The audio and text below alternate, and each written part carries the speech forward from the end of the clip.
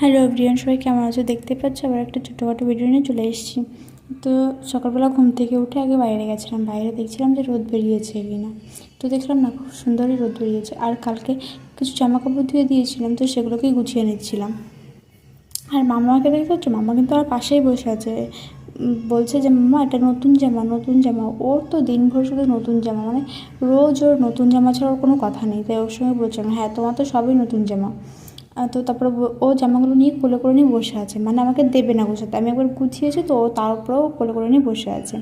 আর এখানে আমি এবার একটু ঘরটা ছাতিয়ে নিয়েছি, ওখানে বাসি ঘর, তার কতক্ষণ রেখে দেবো, তার জন্য ঘরটাও ছাতিয়ে নিয়েছি। আর রান্নাঘরেও একটু কাজ ছিল, তো রান্নাঘরের কাজগুলোও করে নিচ্ছিলাম।